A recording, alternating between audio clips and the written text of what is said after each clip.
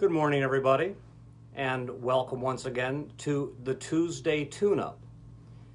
And you might be saying, the Tuesday Tune-Up usually has that cool little graphic right at the beginning and the sound of the engine starting to, a well-tuned engine. And where is that today? Well, what happened is we pre-record the Tuesday Tune-Ups, and Sharon recorded me doing one yesterday in beautiful Death Valley, and I've been trying to get it to our friend Joseph ever since, and for whatever reason, all the mechanisms to forward that video that normally work did not work. So now that it is a minute after 9, I thought we'll have a Tuesday tune-up, and I'll say much of what I shared yesterday by memory today.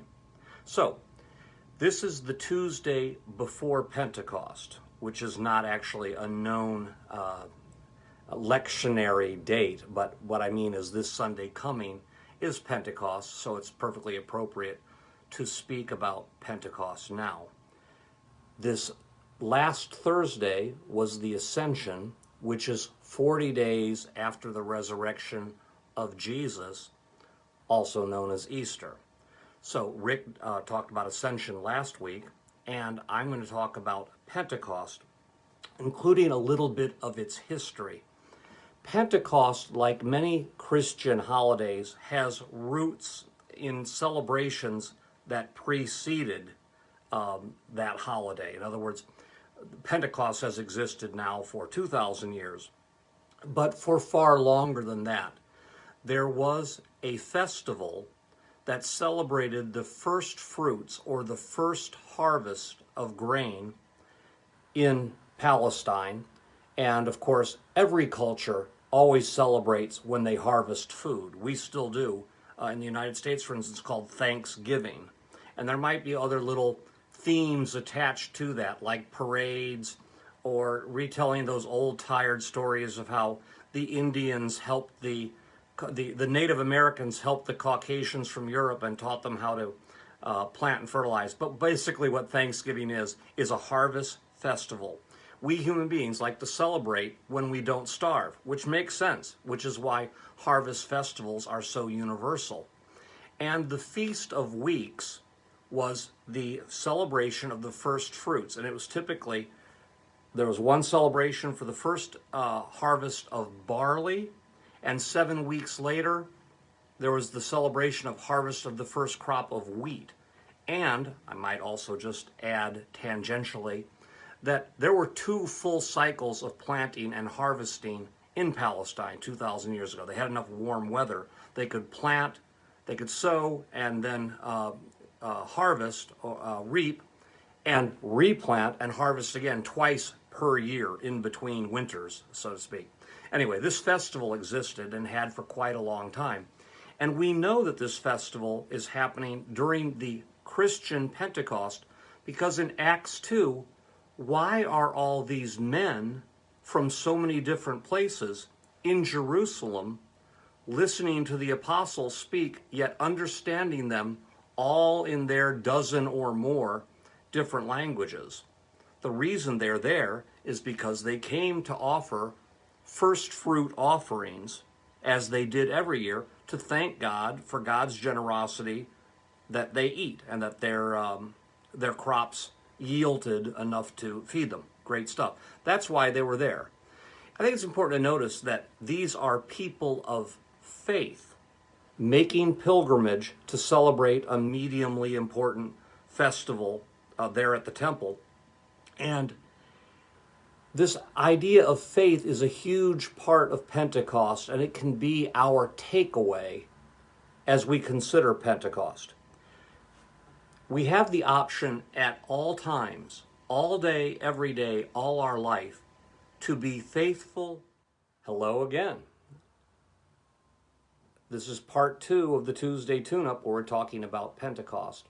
And what I was in the middle of saying before my phone completely died on me was that as we consider Pentecost this week and then this Sunday as we worship together and celebrate the Pentecost, the coming of the Holy Spirit, one thing we can ask ourselves is how open are we to God's Holy Spirit?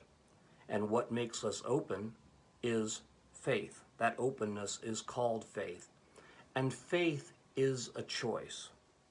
And if we look carefully and listen carefully to the account in Acts 2, we'll see that the apostles, who are people of great and fiery faith because they're so inspired by the very recent resurrection of the Son of God, so their faith is very full, very active.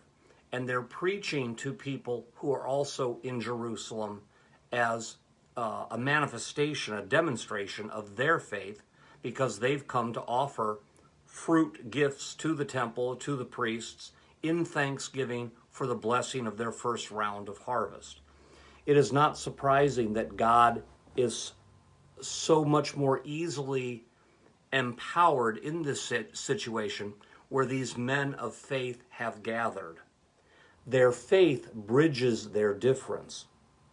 And the primary difference in the story after the Holy Spirit comes is that they're no longer bound by language limitations. This story is like the reversal of the Tower of Babel, where everybody starts speaking different languages and they can't understand one another, and cooperation ends, and the project of building the tower to heaven fails because God wanted it to. This is like a reversal. So clearly, God wants this project to succeed. And what is that project? It's the proclamation that death has died. It's the proclamation that sins are forgiven. It's the proclamation that God is more powerful than earthly dominions. That Caiaphas and Herod and Pontius Pilate, these people are nothing compared to God. God will have God's way and God's victory. And how do we know this? How do we celebrate it? We embrace it through faith. We can prayerfully say, yes, God, I know that you will give me your Holy Spirit if I open myself to it. God, I am opening myself to your Holy Spirit. And I'm okay with it being as powerful in my life and in those I love as it was with Peter, the apostles, and all these men on pilgrimage in Acts 2. And when we do that, we will, just like Peter and the apostles, we will find ourselves being filled with wisdom and blessed beyond all imagining. And in our joy, we'll also be offering joy to all our brothers and sisters. We will become God contagions, like the opposite of COVID. The more contagious and more good fruit producing.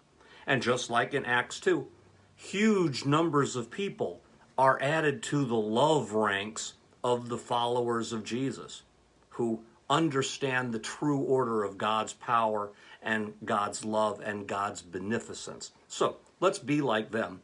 All this week, open ourselves in every breath to the Holy Spirit. And then let's also come together this Sunday right here at the Epiphany Episcopal Church in beautiful Las Vegas, corner of Gillespie and Cactus, at 8 a.m. and 10 a.m. in person to proclaim the joy of God's victory on Pentecost Day. We'll see you here, where we'll be singing hymns with no masks on. No promise. That's a promise. There will be absolutely no blocking of the Holy Spirit. All right. Thank you. That's what I've got. God bless you. I love you all. Bye-bye.